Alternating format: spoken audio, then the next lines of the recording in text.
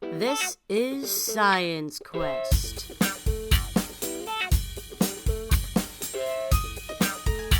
With your host, Jed Allen Friels. Hi, I'm Jed Allen Friels, and thanks for joining me today on Science Quest. He's taking you around the world, discussing everything science. Hi, I'm Jed Allen Friels, and thanks for joining me on Science Quest. Today we're at Black Pine Animal Park, Animal Sanctuary in Albion, Indiana. And my son Cody is an animal keeper here, and he's going to talk to us a little bit about today why wild animals and things that start out looking really cute and really small sometimes don't turn into very good pets. So we're going to go on inside the sanctuary here, and we're going to try to hook up with Cody so he can introduce us to some more animals today. Come on in. Hey, we're inside the park at Black Pine, and today we're going to find Cody, who's going to tell us a little bit more about some of the animals that live here at Black Pine Animal Sanctuary. Hey, Cody. Hey, Dad. I see you're hanging out with the birds today. I'm hanging out with my favorite bird, Sadie, right now. Sadie? Sadie, you want to come out for us? Come here, sweetheart. So this is Sadie. Hi, you know me. Hello. Step up so I can take you out. Good girl. Come here. What kind of bird is Sadie, This is our Cody? umbrella cockatoo. Sadie, wait for him. Wait for him. Good girl, Sadie. Good Wow. girl. Hi. Hi. Hi. You want to run a little bit? You want to run? Here you go. There we go. So Sadie's in the track. Yeah, Sadie loves this railing. She loves this space. Hey, sweetheart. Sadie is our umbrella cockatoo, and all our birds here have been pets, and they've just been, they've been rescued for one reason or another. Most of the time it's because they live so long. These larger birds, they actually live up to 60 years easily, and then when you look at our smaller Amazon parrots around the corner here, they're going to live up to 120, 125 years. So when you get them, they're actually going to outlive you no matter what age you buy them at. Cody, today on Science Quest we're talking about sometimes why wild animals and wild birds don't make good pets. Well, there's quite a few reasons. One is the one I told you about. The second one is they do need a lot of space, and they can get very messy, especially our cockatoos here. Stop. If I would go ahead and pat her and get under her feathers and bring my hands out, you can see they're coated in a white film now. I see that. And it'd be just like putting on a powdered glove. When you pull it out, you have all that dander. If you have any type of dust allergy or pet allergy at all, birds are very, very bad to have because they have a lot of that. Hey, sweetheart, they're also very loud and very obnoxious if you don't give them attention. So especially these type of birds who are attention driven, if we would give them attention for 10 minutes, half an hour, even 2 hours, the minute you step away from them, they're going to be very loud, very obnoxious, and very attention driven. And I tell you what, sometimes in the dead of winter, even though we're inside with the birds, if it's freezing cold and they're being loud, we'd rather come out and have our meetings outside than have our meetings inside just because they are that loud. Sadie seems to be real social, and she seems to like you. She is. All birds tend to like different people. They have their own personalities. Sadie here is in love with me. Nice. Yeah, she loves to step up for me. In fact, she's tried to step up on my head before when I wasn't ready for him. She always wants to be held by me. If you look back here, we've got Sammy, another one of our birds, and he can't stand me. In fact, he'll follow me around the cage just in case he gets a chance to bite me. He loves here he comes. He would just love to get a nip at me. Half our other keepers he loves. He'll follow them around, step up for them. He'll be very social for them, but not for me. It just depends on the different personalities. Step up, sweetheart. Good girl, Sadie. You want to go back inside? Well, I'm sure glad we got to Wave meet bye. Sadie today. Wave bye. Good girl. Are there some other animals you can take us around and show us today, Cody? Yeah, I'd love to. We'll go see a bunch more. All right. So, hey, hang on there. We're on our way to see some more animals. Well, I'd like to show you today, if you would follow me along here, is Ozzy, our red fox. I know what you're thinking. Ozzy doesn't look red, does he? He's actually the marble version of a red fox. These animals were specifically bred for the fur trade because people liked white fox fur coats, and for the pet trade because people like to say, hey, I have something you can't find in the wild every day. I have something unique. So people have a lot of these as pets. We actually got him from a family. He was rescued. They quit feeding and watering him. He was chained to their porch, and a neighbor called him in, and he was taken from them. So he eventually came to a rescue, so he came to us. Foxes do not make good pets at all, no matter what you hear about them.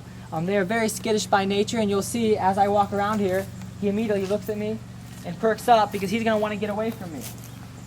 Ozzy, hey buddy. They do not like attention, they don't like people, they don't like loud noises. So everywhere I'm going to go, he's going to run away from me. They also make horrible pets because they smell exactly like a skunk.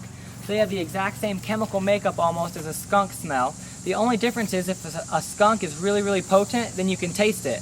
Whereas a fox, you can only smell it. So I'm not going to want to be housing a skunk in my house if there can still spray. And he's always going to smell like that. So I definitely would not want a fox in my house either. Alright, well, thanks for joining me for Ozzy here. And hopefully we'll go see another animal next. Here. We have our two Bobcats. Here we have O'Malley.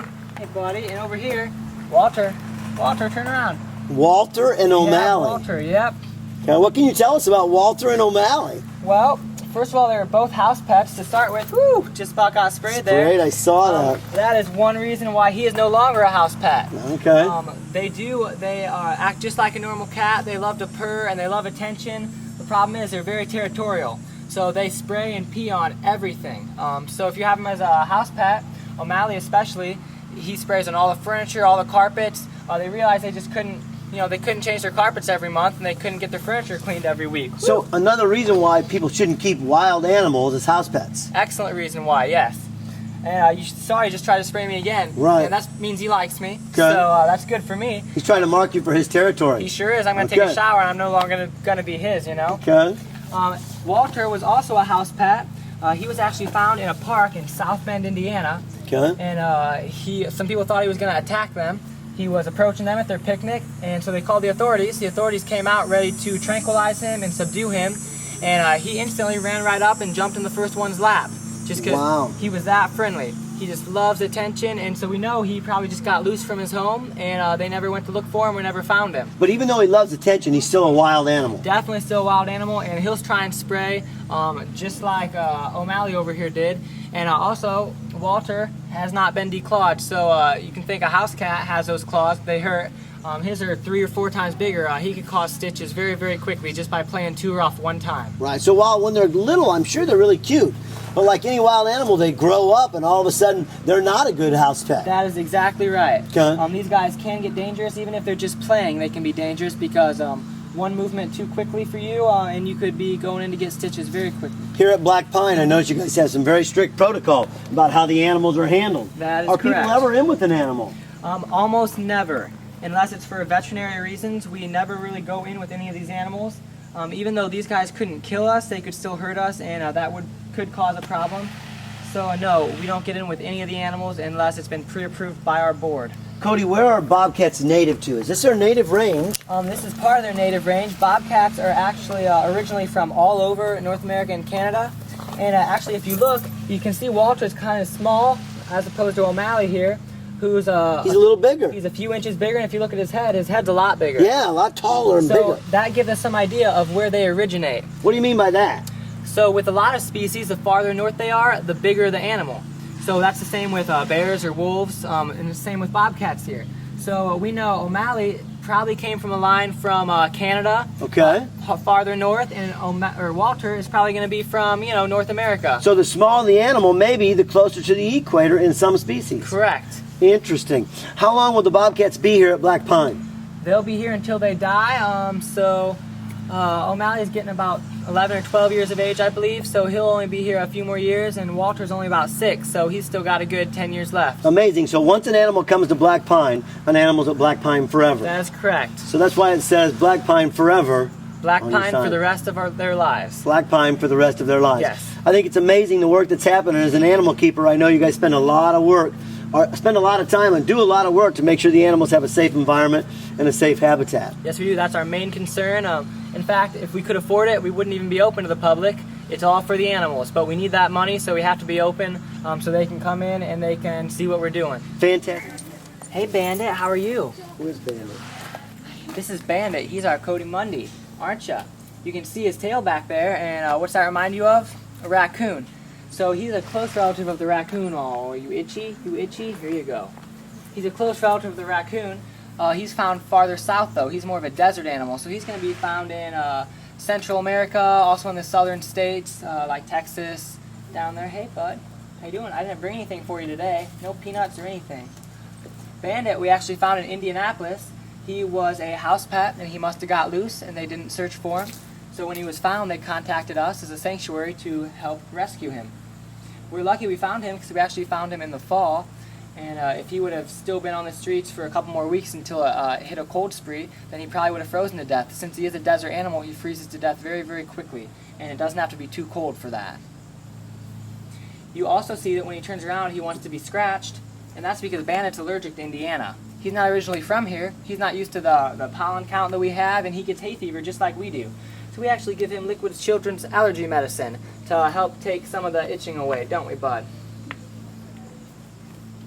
Alright, Ashley, one of our most interesting reptiles we have here at Black Pine is going to be found right over here, and he's our North American alligator. This is Gus, and Gus has a very interesting story. He was actually raised in a frat house down at IU University in their bathtub for the first 4 years of his life. You're kidding me, he went to IU? He sure did. He was bought by a student there and he was raised in his bathtub. How do you keep an alligator that size in a bathtub? Well, he started off small, so you'd think, oh, they're easy to take care of, but they're going to grow. So as he grew, he was probably, after those 4 years, bigger than the bathtub.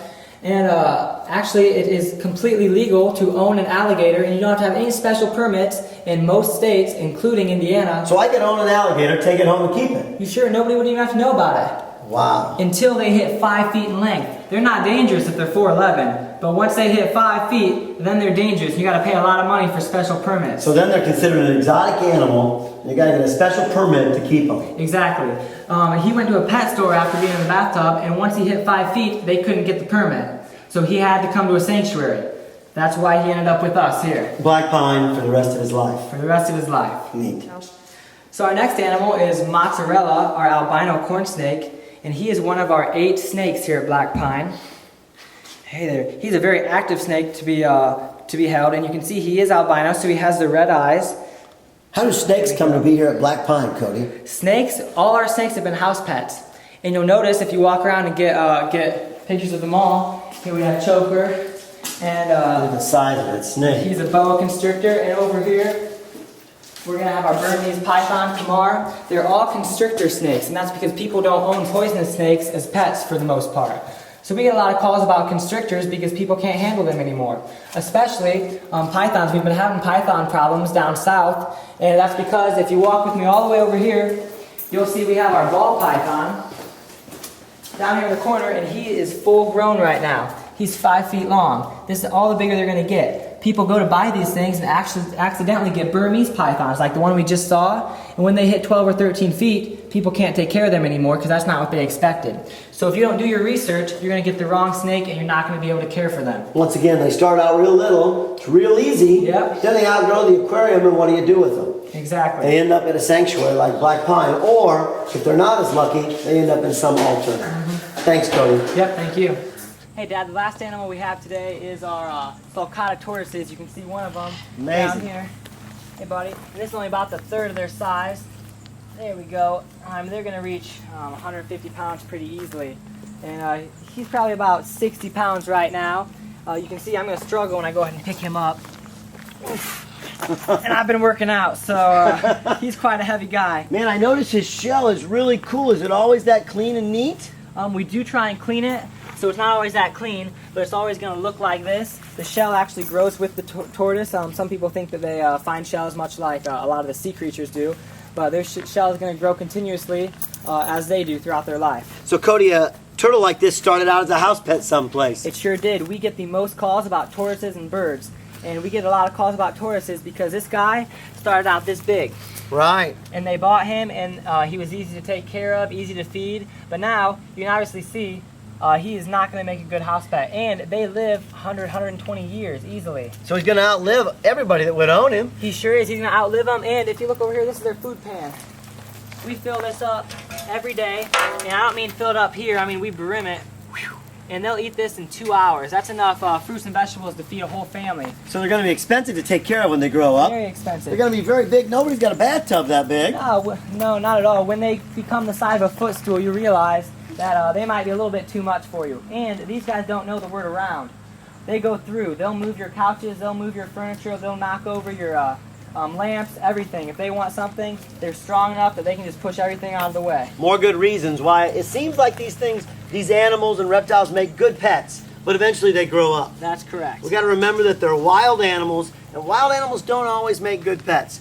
Cody, it's been fantastic having you on Science Quest today. I'm really proud of you and what you're doing with the animals here at Black Pine. Remember, if you want to learn more about Black Pine and what they do here for animals for the rest of their lives, you can check it out at blackpine.org. Thanks for joining us today on Science Quest.